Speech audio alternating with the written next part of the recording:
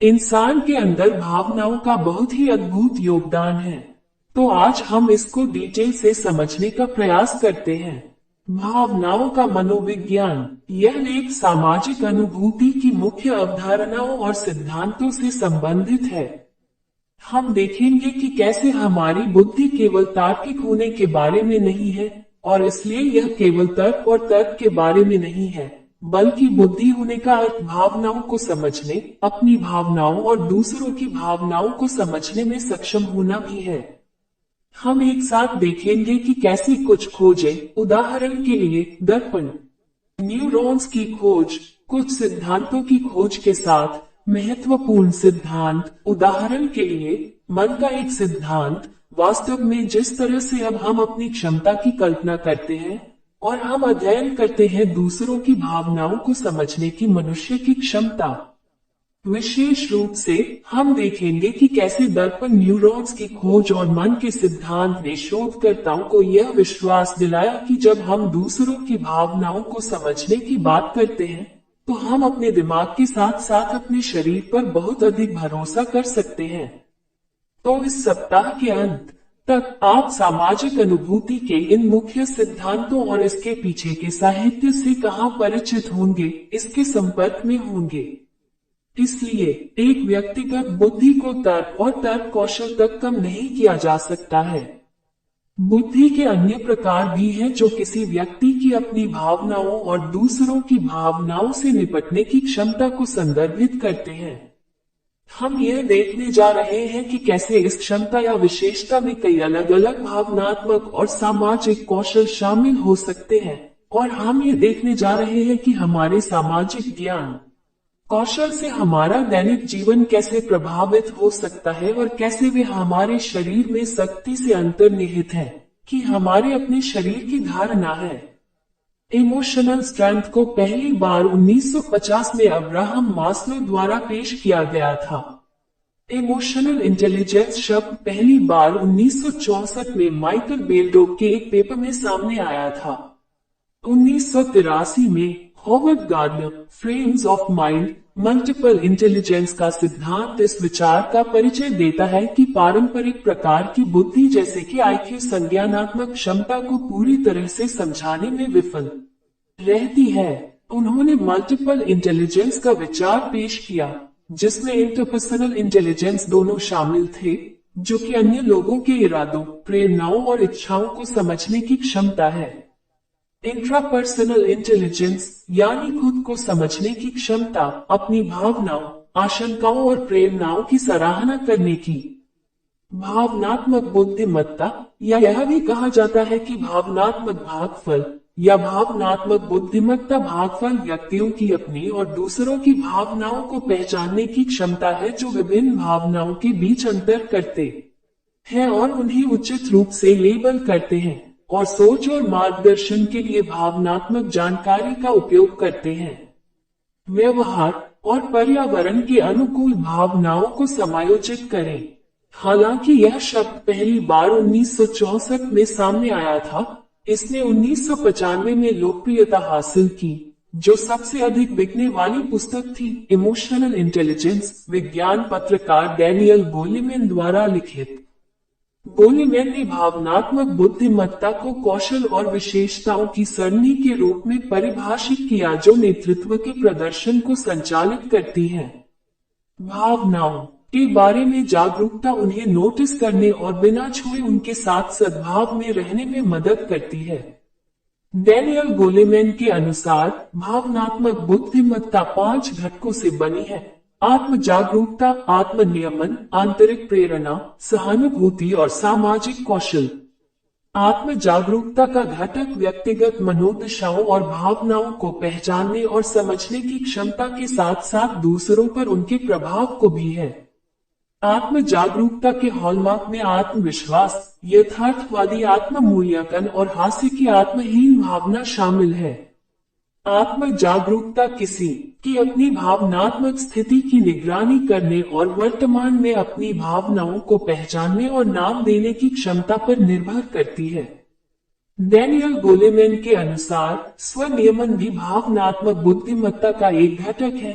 और विनाशकारी आवेगों और मनोदशाओं को नियंत्रित या पुनर्निर्देशित करने की क्षमता है, और निर्णय को निलंबित करने और अभिनय करने से पहले सोचने की प्रवृत्ति है।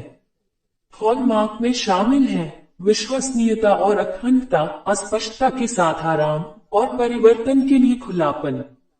आंतरिक प्रेरणा आंतरिक कारणों के लिए काम करने का जुनून है जो धन और स्थिति से परे है, जो बाहरी पुरस्कार है जैसे कि जीवन में यह क्या महत्वपूर्ण है, कुछ करने में खुशी, सीखने में जिज्ञासा, एक प्रवाह जो साथ आता है, किसी गतिविधि में डूबे रहना।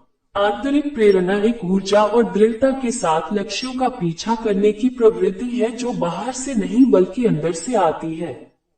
हॉलमार्क में प्राप्त करने के लिए एक मजबूत ड्राइव, विफलता के सामने भी आशावाद और संगठनात्मक प्रतिबद्धता शामिल है। आंतरिक प्रेरणा भी कड़ाई से जुड़ी हुई है जिसे हम जीवन में प्राथमिकता देते हैं और हमारे मूल्यों की तालिका। एक मजबूत आंतरिक प्रेरणा अक्सर उस चीज से जुड़ी होती है जो हम सोचते हैं कि हमारी भलाई के लिए अच्छा है, न कि दूसरों के फैसले के लिए हमारे डर के अनुसार।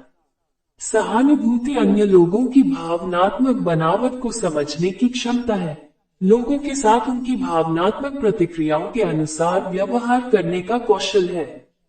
सहानुभूति को अक्सर सहानुभूति की ओर ले जाने के लिए माना जाता है, जिसका अर्थ है चिंता और देखभाल या दूसरों में नकारात्मक भावनाओं या अनुभवों को नर्म करना। हालांकि यह ध्यान रखना महत्वपूर्ण है कि सहानुभूति का अर्थ करुणा नहीं है। सहानुभूति का उपयोग दयालु या क्रूर व्यवहार के लिए किया जा सकता है।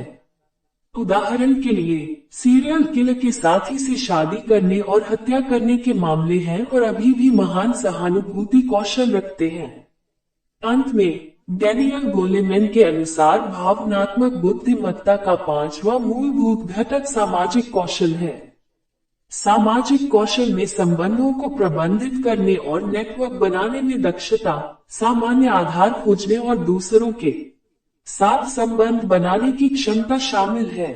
सामाजिक कौशल के हॉलमार्क में प्रमुख परिवर्तन, अनुनय और विशेषज्ञता, निर्माण और अग्रणी टीमों में प्रभावशीलता शामिल है।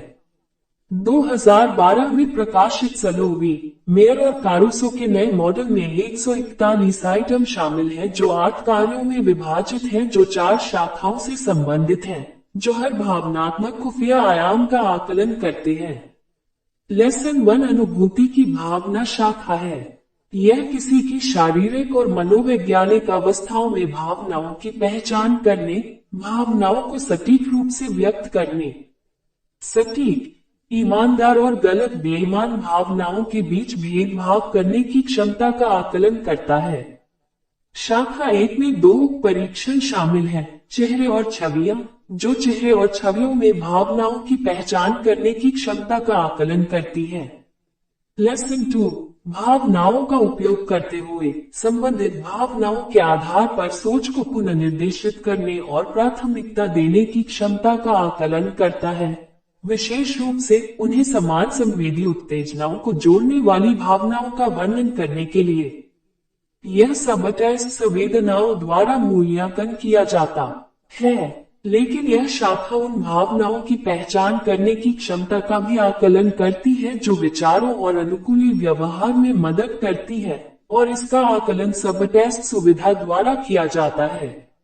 लेसन 3 भावनाओं को समझना। यह पहचानने की क्षमता को मापता है कि कितनी भावनाएं मिश्रित होती हैं। यह सब टेस्ट मिश्रणों द्वारा मूल्यांकन किया जाता है, लेकिन यह शाखा किसी की यह पहचानने की क्षमता का भी आकलन करती है कि भावना की तीव्रता कब बदलती है और कब एक भावना दूसरे में बदल जाती है। लेसन 4 सूक्ष्मतम प्रबंधन। भावना के माध्यम से भावनाओं पर नजर रखने और प्रतिबिंबित करने के लिए सुखद और अप्रिय दोनों तरह की भावनाओं को खोलने की क्षमता का आकलन करती है। गति प्रबंधन रणनीतियों के रूप में वे कितने प्रभावी हैं, इसके अनुसार भावनात्मक संबंध कुछ परिदृश्यों में 4 प्रतिक्रियाओं को बढ़ाने के लिए कहते हैं। भावनात्मक बुद्धिमत्ता को मापने के लिए विभिन्न मॉडल विकसित किए गए हैं। हमारा मानसिक जीवन हमारे शारीरिक संकेतों से बहुत प्रभावित होता है। सन्निहित अनुभूति यह सिद्धांत है कि अनुभूति की कई विशेषताएं, चाहे वह मानव हो या अन्यथा, जीव के पूरे शरीर के पहलुओं से आकार लेती है, न केवल हमारे मस्तिष्क से बल्कि हमारे पूरे तंत्रिका तंत्र से। अनुभूति की विशेषताओं में उच्च स्तरीय मानसिक निर्माण जैसे अवधारणा और श्रेणियां और विभिन्न संज्ञानात्मक कार्यों जैसे तर्क या निर्णय पर प्रदर्शन शामिल हैं। धन्यवाद। Let's improve yourself and subscribe carefully for latest informative video.